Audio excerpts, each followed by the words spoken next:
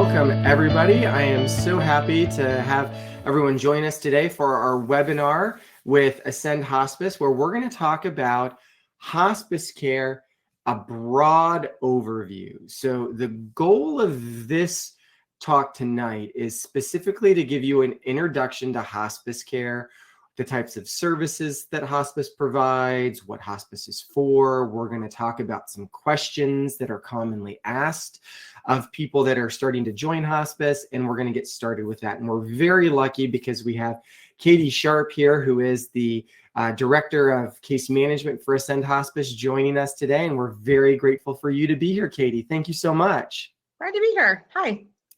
Wonderful. All right, well, let's jump into some of our disclaimer slides. So this presentation is intended for our informational and educational purposes only. While I am certainly a licensed physician, I'm not acting in that capacity during this presentation, and this content provided is instructed or construed as medical, is not construed as medical advice, diagnosis, or treatment. And we certainly want you to always seek the advice of your physician or other qualified health provider with any questions that you may have regarding your medical conditions. No patient-doctor relationship is being established, and all decisions related to medical care should be made in consultation with your licensed medical professional.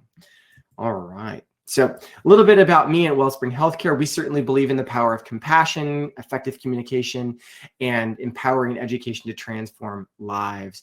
And so we're very dedicated to that, hence the reason why we're doing these webinars, specifically doing a 12-part series over the course of the next year in regards to hospice education.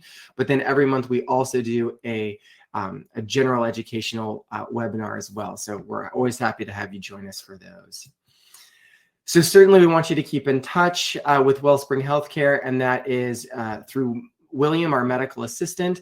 And if you are a facility that's interested in partnering with us, please don't hesitate to reach out to Brandy, our Chief Operating Officer, and her telephone number is 816-708-1658. And of course, everyone is welcome to visit our website, where not only do we have general information about Wellspring Healthcare, but we have a link to our patient portal and also to all of the previous recordings of these webinars that we have in our repository.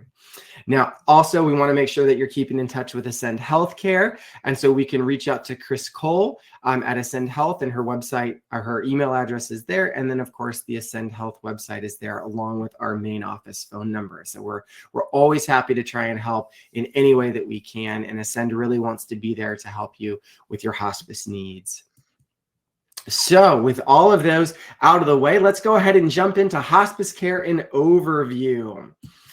So Katie, I have up here the definition of hospice, and it focuses on the care, comfort, and quality of life of a person with serious illness who's approaching the end of life. And so often people, when I talk to patients about hospice, it's that dreaded H word, kind of like cancer and things of that nature. And I don't know about you, but I certainly don't feel that way about hospice. I feel the exact opposite, as a matter of fact. I feel that it's an opportunity for hope. It's an opportunity for healing. What are some of your thoughts in regards to hospice, and what general people feel about hospice when we're having that conversation? Well, I think you're dead on. Early on, people are afraid of the word. It has a bad rap. And I think that's partly because, unfortunately, so many people don't utilize hospice until they're actively dying. Mm-hmm. And what we know is that people can be eligible for hospice long before and really get a lot more benefit before their body actually shuts down. And so, it's kind of like, the idea is really not focus on dying, it's a focus on living with this end stage disease. And so what I see personally, and what I love as a social worker, is helping patients and families reclaim their lives from the medical process. Yes, we're all about medicine, a specific kind of medicine, but it's really about how are we going to help you live your life the way you want it and as well as you possibly can. So it's really more about living than dying. Oh, I love that, Katie. That's wonderful. That's a great way of focusing on it. That's really nice, because it is. It's about living in a situation in which, yes, we can't cure their illness to a degree, but we can help them live in such an incredible way. I love that. That's great. Yeah. So one of the other things I often come up with in regards to hospice is really focusing on goals of care. And I think this is so important because so often people don't understand that they have another choice or another pathway to go down. I find that they've been diagnosed with cancer, they've been diagnosed with heart failure or COPD or some other type of terminal illness, like maybe Parkinson's disease. And their only path that they see laid out for them is this aggressive care pathway where they're constantly going to doctor's appointments, or they're, upwardly titrating different medications, or they're going to the hospital quite frequently. And I think that a lot of the times patients get tired of that process, and they get tired of walking that difficult path because they've gotten to a point where they see that path's not leading anywhere. And so now they have to kind of reevaluate. And so I think having that goals of care discussion to say, what does your life, what do you want that to look like moving forward? And I think that can often be really helpful for people. When you're having that goals of care discussion with people, what do you help what do you say to them to help guide them on their path? Oh gosh, that's a good question. I think it's as more than just I just really try to get a good feel for who they are and what's important to them. I don't know that I've ever talk to anybody whose main goal in life is to go back and forth to doctor's appointments and undergo medical testing. And, and that can be a good tool. You're getting more benefit than burden. And so when I talk to folks about goals of care, I talk about, is what you're doing helping you more, or is it more causing you more difficulty than it's helping? And then also kind of scaling those goals down to something realistic and meaningful. So, okay, I'm 50 years old. I am not the thinnest, healthiest person. I had foot surgery this year. I might set a goal to run the Boston Marathon this year. That is not going to happen, right? So what's realistic? What can we do that is going to be meaningful and important and realistic and attainable? And I think that when we get down to the brass tacks of those practical aspects, that's where we can really impact not just the patient, but their family and their friends. Oh, I love that, Katie. And I especially love the statement, you're getting more benefit than burden. I love that. And I stole that from a palliative care doc. I love it. It's great. It really is. It beautifully encompasses the nature of what we do, because so often medical care can be so burdensome. And I love that clearly states, because you're right, like if you're 45 or 35 and you have a young family, and the burden of that healthcare is good because you're getting the benefits of that. But when you're 85 or 95, or you are unfortunately so severely demented that you don't know who you are anymore, maybe the burden of that care is not nearly giving you the same benefit. And I love that that way, because our goals need to change with us over time, right? Like you said that right now you're not ready to run the Boston Marathon, neither am I, right?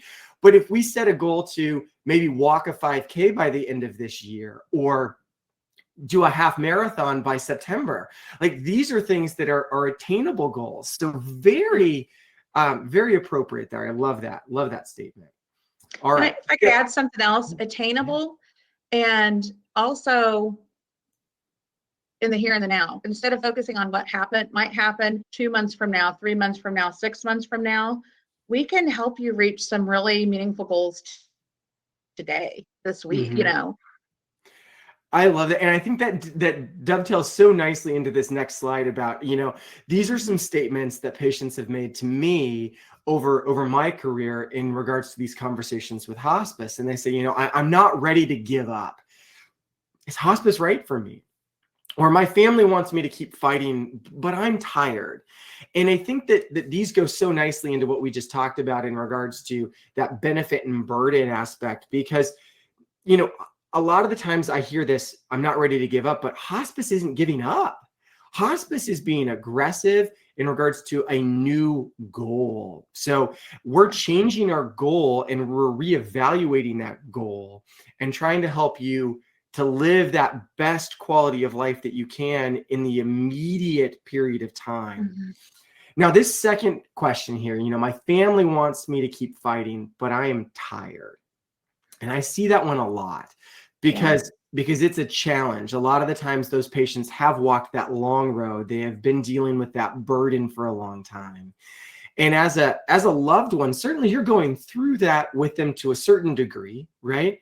But you're also not living it. You're not the one that's going through that chemotherapy and having the nausea and feeling crummy and doing those types of things. And so I think that it's so important for family members as well to have that realistic output, or expectation, not output, but this realistic expectation about what their loved one is going through as well. What do you find when people ask you these questions? What are your some of your thoughts? I think that more often than not, the individual with the life-limiting disease knows better than any of us how they feel and what's going on inside. And this is even true for people with dementia. I find it fascinating that sometimes there's this internal process that comes along with end of life that adds some real clarity in some ways, where they might say, I'm tired. I just want to go to bed. I don't want to get up today. And really, again, you're weighing out, okay, we're going to push mom to do therapy. What is the potential benefit of that versus mom wants to sleep in today? What is the benefit of that for her? I mean, that's a really simplistic answer, but it kind of cuts to it, I think. No, I think it does. I think it's really important. I agree with you 100% that the patient knows best. And sometimes it's hard for the patient to sometimes make that first statement. And I think that that's where it's really beneficial for, if the patient is living in a congregate care setting, a nursing home, a long-term care facility, assisted living. Sometimes that's where we need the healthcare providers in that facility, whether it's the nurse practitioner, whether it's the doctor, or even if it's some of the nurses, the assistant director of nursing, the director of nursing, the administrator. We need some of those people who are looking at this more objectively, because you're not nearly as close to the situation, to start to bring those types of things up, so that they can educate the patients, because we often don't know about all of the benefits that come with hospice. So. Well, Dr. Haas, it's kind of like the word fighting says a lot. In our culture, we believe that you win or you lose, and we need to redefine that. Hospice is not a loss. It's not a give up, tap out. It's a refocus. Katie, you are just the pearls you're dropping here. I hope everyone understands. They are. These are incredible. These are great. No, I love it. And I think it's so valuable for everyone listening and watching to hear that these statements, because they really do help to ring true for so many people. So yeah, absolutely. All right. So of course, this is a quick slide here. We want you to have this discussion with people, when you're well. Help people to understand what your goals of care are, define what your goals of care are. What do you define as a high quality of life? When is your breaking point? And I've seen a wide range of this over my career. I've had, people like my father who tells me, Brian, if I can't take care of my own activities of daily living, then that's when I'm ready to not continue to be aggressive. And we just had to have this conversation because he had a heart transplant. Not too long ago. And so it's, you have one side of the spectrum, but I've had other patients that they say, no, I would want a tracheostomy. I would want a feeding tube. And so it's a wide range in regards to those different types of goals. But I think it's important to have those discussions so that your family members and your loved ones do know what it is that your wishes would be. So. All right, so we got a little bit of a busy slide here, but I really wanted to try and get all of these services in, because a lot of the time, again, I find that hospice is perceived as this, well, you just give them drugs, you just dope them up, and you don't do anything for my family member. And that could not be farther from the truth. And that's what's so valuable, I think, about this slide in particular, is that we do so many different things. And I often find hospice as a higher level of care than what a lot of patients are actually getting, because they're getting a lot more touches. They're getting a lot more supervision and oversight, and focusing on those goals. So I just want to read off a couple of these. So multidisciplinary team management, and that's what I'm kind of showing here with this picture. We had our IDT meeting today, for instance, and I got to sit around a table like this and talk with all of my nurse case managers, our chaplain support, our social services, and we really dive deep into each one of these patients in order to try and make sure that we are optimizing their care. And then next up here, I have near and dear to Katie's heart, of course, is our social services department. So Katie, give us a little bit of a quick rundown, since we have such an expert here with us, on social services and how that relates to hospice. What do you help? The hardest families? question. I hate this question. I hate it when people ask. And my short answer basically is, if the nurse doesn't do it, we probably do. So I've done everything from help people figure out the financials, right? To get them, not that I'm the money person, but help them get to the right person to figure that out. I help them with advanced planning. I help them with nuts and bolts, practical kinds of assistance to help them take care of their loved one at home. I help with some really cool things that are like, that are really meaningful kinds of projects to help the loved one leave a legacy for their family. I've procured a Chihuahua for a patient who wanted to spend the afternoon with a Chihuahua. I found a friendly Chihuahua, 5th try. I mean, we do so many different things. We do crisis intervention. Let's be real. This is a high stress time. Mm-hmm. Most families, I'm not sure any family is perfect and everybody has it all together. We do crisis intervention. We do grief and loss, and we do anticipatory grief work too. We work with the kids, so there's kids. More importantly, we help the adults in the family work with the kids. And of course, lots of different resources. I mean, it could be a lot of different things. I also like to say that we translate some of the medical stuff down to, real world. I love that. No, that's wonderful, Katie. Thank you so much for that. So let's jump down here. So our next one is our nurse case managers, and these are our RN staff that are coming out and they're doing the assessments on you. They're the ones that are calling me to get changes in medication regimens, doing all those different types of things. And they're coming to see you on an average of 2 visits per week. Now, if you're, relatively early on in hospice and you're taking advantage of these services, before you're severely ill and you don't need 2 visits a week, you don't need 2 visits a week. But as you also progress through this dying process, you may need more than 2 visits per week. And the case managers can help to do that as well too. And then we have care aides, LPNs, we have vigil support. So this is when someone is in the active phase of dying, that we have someone that can come and sit with them, sit with the family, to be there to provide that emotional support. Some of my other favorite things here are the massage therapy, music therapy, bath aids and essential oils. All of these services can be provided in the patient's home or their place of residence. So if they're in assisted living, a skilled nursing facility, long-term care, all of that can be provided there. Of course, we have spiritual support, chaplains. Katie had already mentioned some of our grief counseling for our family pre and post-death. We also have volunteers that come in and will help, find that niche within where the family is or that patient is interested in doing things, and we'll help them to do that. We have different veteran supports, and of course we have respite care as well too, which is a really wonderful benefit.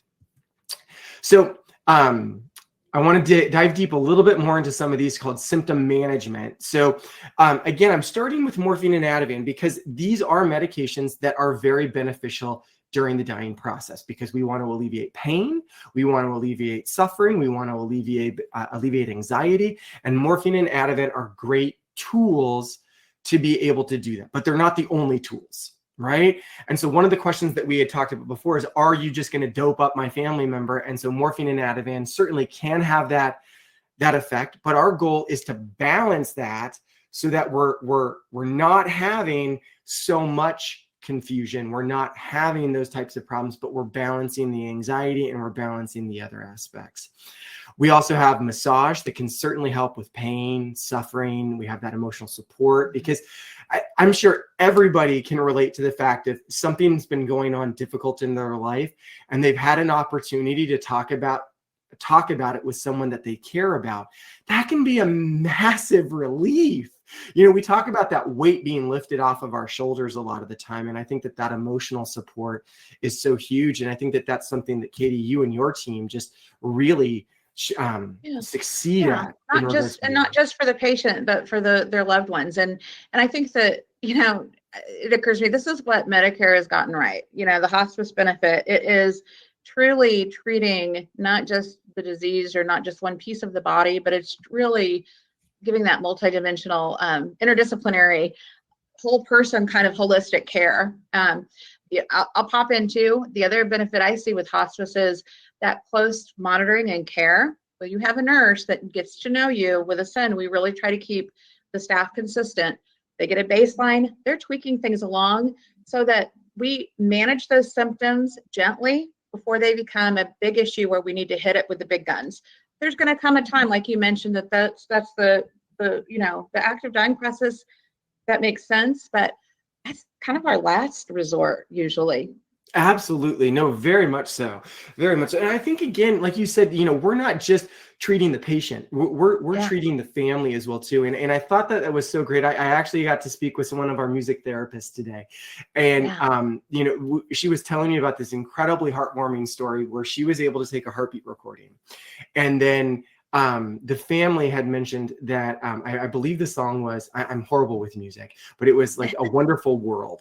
And they took It's a Wonderful World, and then they took the heartbeat recording and they were able to overlay it on top of the song and then provide that to the family. What an incredible gift to be able to hear that and to know that that's your loved one's heartbeat that's melded into that song in such a beautiful way.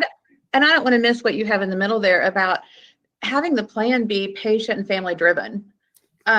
It's not about what we want. And, I think that I remember a gentleman I took care of, and he was on with heart failure. And this poor man, all he wanted to do was go out twice a day and smoke a cigarette and have salt on his food. And it was like, you know what? Understand the risk. Go for it. Yeah. Not what you're typically going to hear from traditional aggressive medical care. But everybody was on board with that for him because that was his plan. That was for him what he wanted to do. And that's wonderful because, again, that's consistent with his goals, right? So exactly, all comes back to his goals. It's their goals. Yes. What is your goal? Your goal is to be able to smoke cigarettes and eat salt. Okay. As a physician, do I think that's a good idea? Well, no, but for you, it is. And it needs to be an individualized plan. I think that's really incredible. And then the last thing I want to mention, because I think they're really cool, is we also do those hand castings where you can, especially with a husband and wife or spouse or anyone of that nature, we do these beautiful hand castings with the loved ones. And I think that those are really meaningful as well, too. So we just provide a lot of services to help these patients through so many difficult things. All right, so I want to spend a few minutes here, and I know we're running short on time, but I want to get to some of these. So these are some often commonly asked questions that we get about hospice. And I like to start out with that first one because I do work in a lot of skilled nursing facilities. And so a lot of patients initially come to us on skilled services, and then it starts to become relatively clear that they're not progressing or they're not making the kind of progress that they wanted to make, and their goals are starting to change. And so they often talk about, can I still have physical therapy while I'm on hospice? Now, having physical therapy and occupational therapy, that is more of an aggressive measure in terms of I'm trying to live longer. And so it doesn't quite fit within the scope of hospice. Now, certainly on hospice, we want our patients to get up. We want them to sit in chairs. We want them to stay active. And so we're going to help facilitate you in doing those types of things. But no, you're not going to be able to work with like a physical therapist on hospice. Katie, you've already mentioned the second one here. Isn't hospice for when you're just about to die? And absolutely not, right? As you mentioned before, it's, we want you to start utilizing this resource much sooner. We do have to quantify that you would likely have a life expectancy of 6 months or less if the disease process was to take its natural course. But sometimes that goes beyond 6 months. And so we don't know because we don't have a crystal ball. Yeah. So, Katie, why don't you handle this third question about oncologists and specialists? Yeah. Yeah. So, you come on with a specific medical diagnosis and so, yeah, it's that fork in the road. Are you going to go and get this aggressive treatment with that specialist? Because that's what they're there for. They're to fix, cure, roll the clock back, rehab. We're cross purposes in a way. We might have improvement, but that's not our main goal. So the answer to that is there is some limited consultation ability there that we work with as at Ascend. I can't speak for other agencies, but it's limited. We're not doing all the testing. We're not tweaking little tiny numbers and your blood work and whatever. We're beyond that. We're looking at the outside. We're looking at you from here and doing what makes sense in a real practical way that way. Wonderful. Again, we already covered this one about, will my loved one be so heavily sedated that they won't know who I am? How will I die is sometimes a question that I get. And what I can say is I have no idea how someone's going to pass away. But what I can guarantee is that we at Ascend are going to be there to try and help you die in a dignified and comfortable manner. And I think that that's what people really want, is they want to know that I'm going to die comfortably and I'm going to die dignified. And Certainly, it's a natural process. Let's also mention, when you're dying of a disease, I'm not talking about an accident, we kind of all die in a similar way. Don't you find that? Sure. No, absolutely. The body shutting down is very similar. And so we can anticipate, and we know kind of some little tips and tricks to make that process easier. Absolutely. Certainly, we discourage people going back to the hospital because, again, that's more of an aggressive measure. And then, I was talking with a chaplain today with Ascend, and he brought up this question because he says sometimes this happens to him. Is hospice killing my family member? Mm-hmm. Most assuredly, no one's killing anyone's family member. This is a way of, like Katie said at the very beginning, we're focused on life and how do we live that best quality of life. So absolutely. All right. So I want to really quickly cover this aspect as well too. So where do we deliver hospice? So hospice can be done at home. That's where a patient is still functional enough. They have a lot of family support. They can go through this dying process in a home environment, and an Ascend or any hospice company would come out to the home. We can also do this in their assisted living facility, long-term care. And then there are some facilities that are hospice houses in nature where someone is in the very terminal stages of passing away. And then I have here this GIP. GIP stands for General Inpatient Hospice. And this would be in the setting of someone who has unfortunately gotten really, really sick very quickly. They're on a breathing tube. They've had a traumatic stroke. And family is wanting to withdraw care in the hospital. And so that's where Ascend can come into the hospital, and we can help to facilitate the hospice environment in a hospital environment, because they're not going to be able to make it to a home environment or to an assisted living type of environment as well.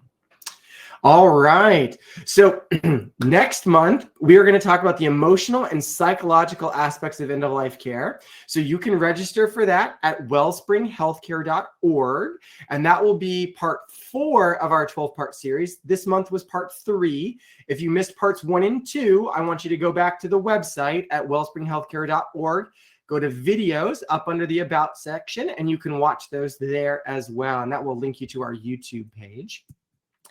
Of course, I want to make sure that we put this up here as well to get in touch with Ascend Healthcare and Hospice and our palliative care division as well too. So if you're watching this and you're like, gosh, I don't think I'm quite ready for hospice, but maybe you need some extra assistance in regards to your chronic condition, please reach out to us about palliative care and see our palliative care video that we did previously about this as well.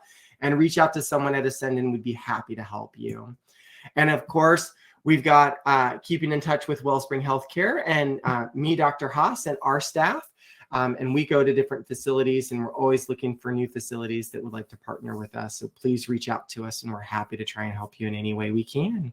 And again, I would just like to offer a big thank you to Katie for joining us tonight. It's a pleasure. Thanks for having me. It was fun. I love talking about this. I'm passionate about it. It's important. I wish everybody could take advantage of it. Oh, Katie, it's just wonderful. It was so great getting to talk with you tonight, and I just really, really appreciate it. So Yeah, thank thank you. you so much. And I look forward to having more conversations about this in the future. So you have a wonderful afternoon. Okay, good night, everybody.